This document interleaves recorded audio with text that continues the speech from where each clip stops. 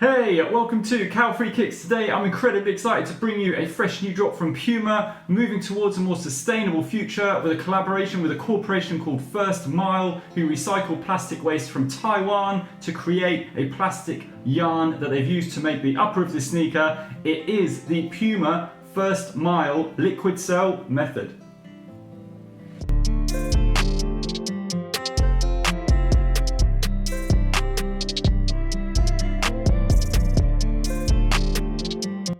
If you're new to my channel, I always look into 5 main things when I review a pair of sneakers, and at the end of the video I'll give them an overall rating out of 5 stars. I think these areas are key when looking into lifestyle sneakers, and hopefully by looking into all these different areas I'll be able to give you a good understanding of whether or not these Puma FIRST MILE LQDCELL methods will make a good lifestyle shoe. If you like what you see as you're going along, please do not forget to click the little thumbs up like button below, and you can also take 2 seconds to subscribe to the channel below.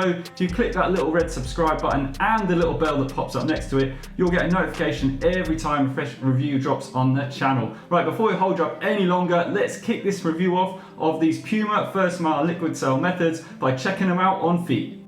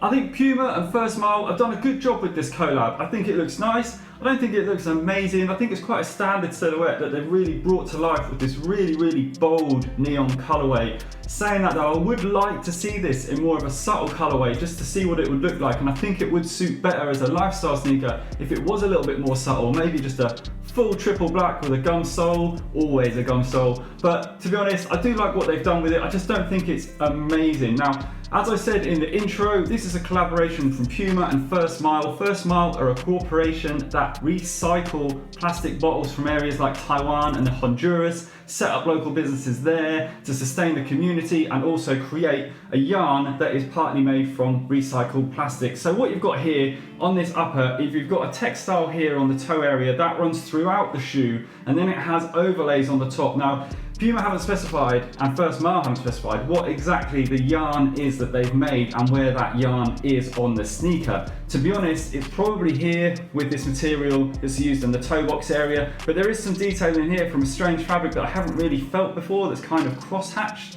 and a bit furry. I'm not sure if that is the yarn, but if it is, that's very disappointing because there's not much of it on the sneaker. So I'm really hoping that this area here with this textile on the toe that runs through the sneaker, just here and towards the heel of the shoe, is actually where the recycled materials have been used. Great that they're using the sustainable initiative like other companies like Nike and Adidas at the moment, but hopefully they're using it on more sneakers in the future. Now what you get is a lot of TPU overlay here with the branding in the blue. You get some more kind of a synthetic, maybe suede material to the touch that I've used for the overlays here, and also on the back of the heel of the shoe where you've got a little bit of a Puma logo and a standard blue heel tab with no branding. Move around to the side of the shoe, it's a mirror image of the other side. As you move to the toe box area, again, you've got that yarn material. Then you've got the FIRST MILE tab on the bottom of the laces. As you move up, you've got the Puma logo on the top of the tongue. Now this feels like a synthetic suede. There's no guarantee that 100% it is, but in my experience, it does feel more synthetic than real, and it's very, very difficult to say exactly what it is because Puma have not mentioned it on any of their release information or their textile listings online. But looking at the backing of it, and I have actually ripped a little bit of it off to inspect it closer, does feel more like a synthetic suede. Then you've got this really bold neon green color on the inside of the sneaker with nice padding around the heel. Then you've got the midsole that is very chunky, which is half liquid cell, half ProFoam, and then you move around to the sole of the sneaker, you can see some more liquid cell detailing in the insert there. Very bold on the bottom again with this neon color and a lot of cutaways. I think it's good looking, but I don't think it's great. Next I want to move on to their comfort.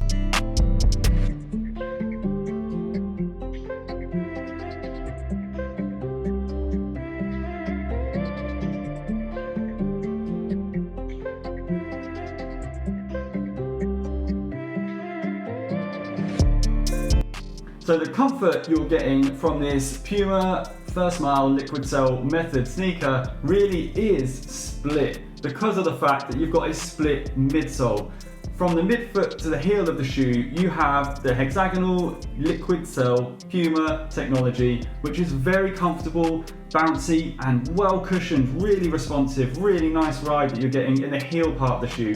Unfortunately, for the remainder of the sneaker, from the midfoot to the toe, they've used a ProFoam midsole. Now that ProFoam is very, very rigid to the touch and is quite firm. And unfortunately, when you are walking on the ball of your feet, you don't really get the same responsiveness as you do as when you're putting the heel of your foot down on this liquid cell technology, which offers a bit of a confused comfort ride when you've got these on, because I did feel nice and comfortable from this section of the sneaker here where you've got the liquid cell technology.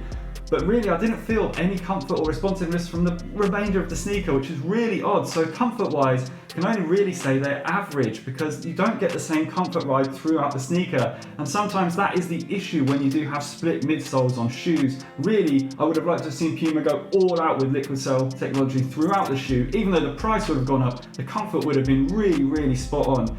They do come up a little bit snug, so if you are worried about them being a bit too tight, especially in the toe box area, I'd definitely go half a size up in this shoe. You do get a nice amount of cushioning around the heel here, and also the tongue is very well padded, so when you put them on, it does feel like a nice well padded sneaker on top. Next, I want to put these on the scales to show you how much they weigh.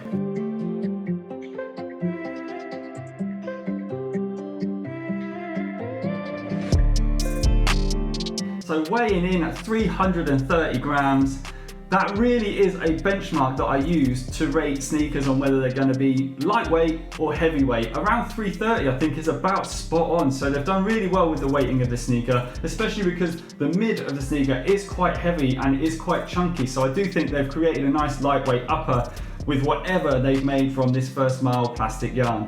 Next, I want to move on to their breathability, where I'm going to pump the sneaker full of smoke so you can see how breathable the upper of the shoe is.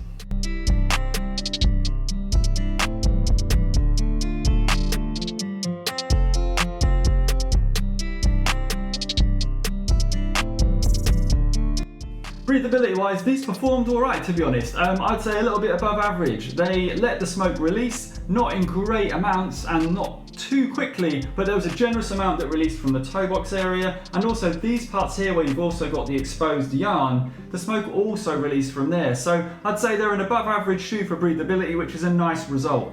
Next, I want to move on to their price. Now these retail at £70. But with Puma, I find a lot of the time on their website, they're always doing some kind of discount, like 20% off here, 10% off there.